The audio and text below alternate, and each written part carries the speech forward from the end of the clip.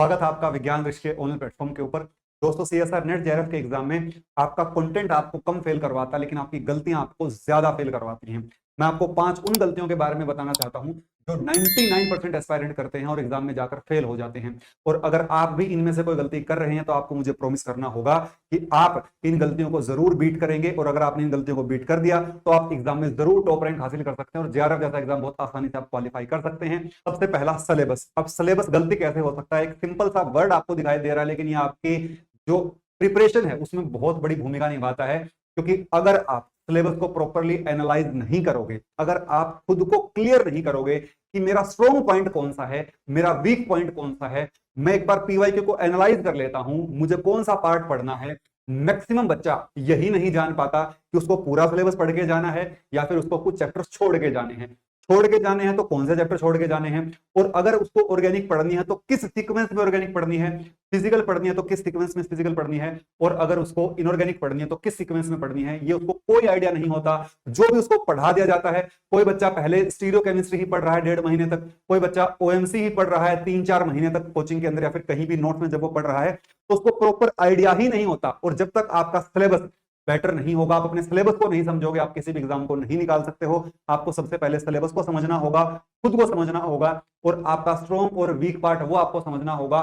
Strong part को और बेहतर आपको करना होगा। अगर आप ये नहीं कर रहे हो तो डेफिनेटली आपके एग्जाम में आपको प्रॉब्लम आने वाली है। दूसरी गलती है पीवाईक्यू। जी हाँ, मैंने यहाँ पर पीवाईक्यू को एक मिस्टेक बोला है, उसके पीछे एक रीजन मैं आपको बताने जा रहा हूँ जो शायद आपको भी थोड़ा सा सरप्राइज कर देगा। देखिए, मैक्सिमम बच्चा पीवाईक्यू डिपेंडेंट ही रहता है। वो जो कंटेंट पढ़ रहा होता है वो पीवाईक्यू डिपेंडेंट होता है। आपको एक बात समझनी होगी कि जो पीवाईक्यू है ना, वो प्रीवियस ईयर में आए हुए क्वेश्चंस हैं। हाँ, हम ये नहीं कह रहे कि पीवाईक्यू रिपीट नहीं होते। 15, 20, 25% पीवाईक्यू रिपीट हो जाता है। 15% तक बोलूंगा, इतना पीवाईक्यू रिपीट हो जाता है। कॉन्सेप्ट कह लो या फिर क्वेश्चंस कह लो, लेकिन जो आपका 85% पेपर है वो तो पीवाईक्यू से आने वाला है नहीं।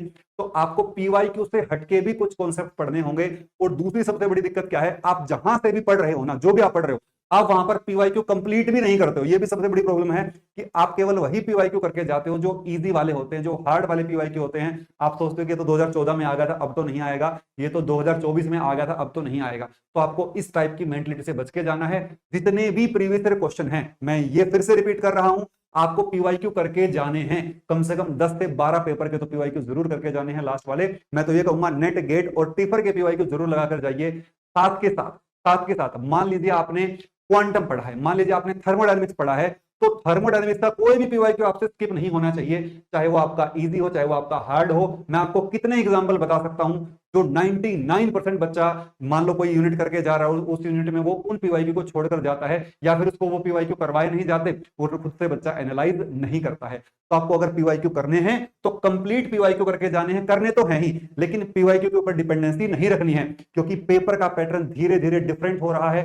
पहले क्वेश्चन पूछे जा रहे थे, मान लीजिए एक क्वेश्चन पूछा गया, उसमें केवल सॉलिड स्टेट का ही क्वेश्चन पूछा गया है, या फिर एक पर्टिकुलर क्वेश्चन केवल ग्रुप थ्योरी से ही आया है। लेकिन अब जो क्वेश्चन फिजिकल में भी पूछा जा रहा है, उस एक ही क्वेश्चन में आपसे क्वांटम भी पूछ रहा है, ग्रुप थ्योरी भी पूछ रहा है, उसमें आपसे स्पेक्ट्रोस्कोपी भी पूछ रहा है।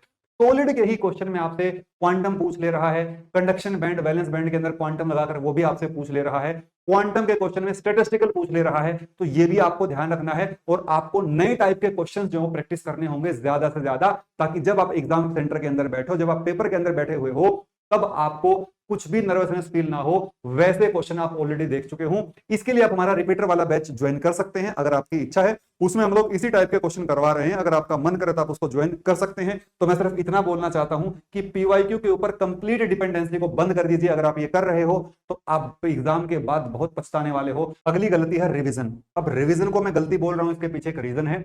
आप रिवीजन को है ना सीरियसली नहीं लेते हो। मैक्सिमम बच्चा रिवीजन को सीरियसली नहीं लेता है। वो क्या करता है, नोट्स पढ़ लेगा, उन नोट्स को देख लेगा, जैसे उसका चैप्टर पूरा हुआ उसने चैप्टर को बंद करके साइड रख दिया, ठीक है। और बहुत सारा बच्चा ये सोचता है कि मैं रिवीजन है ना कब कर लूंगा, जब मेरा एग्जाम आएगा, जब मैं पूरा सिलेबस कर लूंगा तब मैं रिवीजन की तरफ जाऊंगा। लेकिन बच्चों, ये आपकी सबसे बड़ी गलती होती है।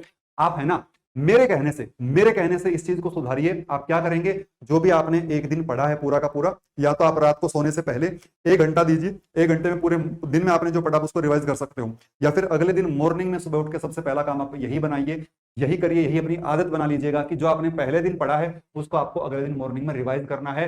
ये आपको एक दिन में इंपैक्ट नहीं दिखाने वाली है चीज, ये आपको इंपैक्ट कब दिखाएगी, जब आपको 3-4 महीने ऐसा करते करते हो जाएंगे, और जब आप एग्जाम से पहले रिवीजन करने के लिए जाओगे ना अपनी नोटबुक को, तो आप इतना जल्दी रिवीजन कर दोगे उस नोटबुक को, वो आपको भी आइडिया नहीं है। क्योंकि रेगुलरिटी कहो या फिर कंसिस्टेंसी कहो, उसमें जो पावर होती है वो किसी भी चीज में नहीं होती।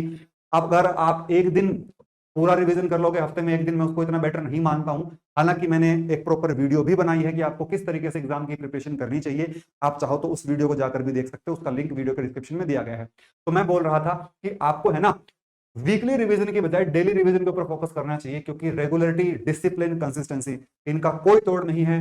आप इनसे है ना किसी भी टैलेंट को बीट कर सकते हो, और आप किसी भी जो ऊंचाई है, किसी भी हाइट को हासिल कर सकते हो, किसी भी मंजिल को हासिल कर सकते हो, अगर आपने इस चीज को फॉलो कर लिया। अगली गलती है कंटेंट। मैंने जैसा कि यहां पर लिखा गया है, जेसी नॉट एक्ट। जेसी का मतलब है आप कंटेंट को जस्ट कलेक्ट करते हुए जाते हो। कितने ही बच्चों से मेरी बात होती है, वो बच्चे क्या करते हैं, सर हमें ये भी दे दो, ये भी दे दो, ये भी दे दो, ये, वो जस्ट क्या करते हैं, वो जस्ट एक छोटा सा उन्होंने अपना बैंक बना लिया है, उसके अंदर वो नोट्स इकट्ठा करते चले जाते हैं। फोन को उन्होंने क्या बना लिया है, एक क्या कहते हैं, नोट स्टोर करने के लिए एक लाइब्रेरी बना लिया है। वो नोट्स वो पढ़ने वाले नहीं होते, वो कंटेंट इकट्ठा करते चले जाते हैं, और कंटेंट इकट्ठा करने से एग्जाम नहीं निकलने वाला है। व्हाट्सएप ग्रुप से, टेलीग्राम चैनल से बच्चा कंटेंट इकट्ठा करता रहता है, दुनिया भर का कंटेंट टेलीग्राम चैनल के ऊपर पड़ा हुआ होगा, पता नहीं क्या क्या पड़ा हुआ होगा, लेकिन उससे कुछ बेनिफिट नहीं होता है। आपको कंटेंट इकट्ठा नहीं करना है, आपको जो कंटेंट आपके पास है, जहां पर भी आप पढ़ रहे हो, सबसे पहले तो आप ये देखिए कि जहां पर आप पढ़ रहे हो ना, क्या आप वहां से पीवाईक्यू भी सारे सोल्व कर पा रहे हो, या फिर आपको पीवाईक्यू भी पूरे सोल्व करने को नहीं बन रहे हैं। आप ये देखिए कि कंटेंट किस तरीके का आपको पढ़ाया जा रहा है, या फिर किस तरीके का कंटेंट आपके पास अवेलेबल है। अगर वो सफिशिएंट है, तो आप और कोई कंटेंट कलेक्ट करने की तरफ मत जाइए। जितना कंटेंट आपके पास, आप उसके ऊपर फोकस करिए। ज्यादा कलेक्शन करने से कुछ नहीं होता, जितना आपके पास है वो आपको यूज करना आना चाहिए। सबसे लास्ट और सबसे इंपॉर्टेंट, एरर एनालिसिस आप कभी नहीं करते हो। 99% बच्चे, मैं आपको लिख कर दे रहा हूं, मैं आपसे आज पूछता हूं कि थर्मोडायनेमिक्स में आपके कौन से क्वेश्चन गलत हो जा रहे हैं। क्वांटम के अंदर आप ऑपरेटर का क्वेश्चन अगर गलत कर रहे हो, तो कौन सा पर्टिकुलर क्वेश्चन आप गलत कर रहे हो। हर्मिशन ऑपरेटर में कौन सा क्वेश्चन आपसे गलत हो जा रहा है, या फिर कैट आपसे मैं पूछूंगा कि आपको ये वाला टॉपिक आता है, आप कहोगे सर मेरा हर्मिशन ऑपरेटर का क्वेश्चन गलत हो जा रहा है, लेकिन आप वहां पर प्रॉपरली ये नहीं बता पाओगे कि हर्मिशन ऑपरेटर में इस टाइप के क्वेश्चन गलत हो जा रहे हैं, या आप कभी नहीं बता पाओगे। ठीक है, तो आपको एक प्रॉपर एनालिसिस करनी होगी अपने एरर्स की। आपको ये पता होना चाहिए कि मेरे को इस टॉपिक में ये नहीं आता। मान लीजिए मेरे से यूनिमोलिकुलर रिएक्शन के क्वेश्चन नहीं हो रहे, तो सर मेरे पास जब भी ऐसा क्वेश्चन आ जाता है, मैं ऐसे क्वेश्चन नहीं कर पा रहा हूं। क्वांटम इल्ड में सिंपल क्वेश्चन तो कर दे रहा हूं, लेकिन थोड़ा सा डिफरेंट तरीके का जब क्वेश्चन आ जा रहा है, तो मैं उसको नहीं कर पा रहा हूं। जैसे स्टन वॉल्वर में पर्टिकुलर कोई क्वेश्चन आता है, तो मैं वो क्वेश्चन नहीं कर पाता हूं। तो ये चीज आपके पास होनी चाहिए। और मैंने आपको दूसरी वीडियो में भी बताया है, जहां पर मैंने आपको प्रिपरेशन स्ट्रेटेजी बताई है। आपको एक नोटबुक लगानी होगी। जब तक आपको आपकी गलतियां पता नहीं चलेंगी, तब तक आप उनको सही कैसे करोगे।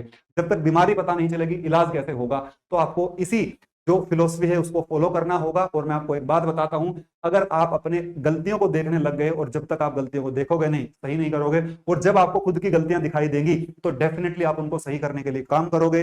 आप टीचर से बात करोगे, आप फैकल्टी से बात करोगे, जहां भी आप पढ़ रहे हो आप वहां पर बात करोगे कि सर मेरे से ये दिक्कत हो रही है, बताइए इसको कैसे रिजोल्व किया जा सकता है। या फिर आप खुद से भी उस चीज के ऊपर ज्यादा से ज्यादा क्वेश्चन प्रैक्टिस कर सकते हो। दोस्तों, अगर आप मेरे से प्रॉमिस करते हो कि आप इन गलतियों को सही करोगे, तो इस वीडियो के नीचे कमेंट करना और बताना कि हाँ सर हम इन गलतियों को रिमूव कर लेंगे। और कौन सी गलती आप बार बार रिपीट करते हो, आप अपने अंदर क्या फील करते हो कि कौन सी गलती आपके अंदर है, तो आप उसका भी नाम कमेंट सेक्शन में मेंशन करिएगा। मिलता हूं आपसे नेक्स्ट वीडियो में। वीडियो अच्छी लगे तो वीडियो को लाइक करना, शेयर करना, चैनल को सब्सक्राइब करना ना भूलें। Thank you so much.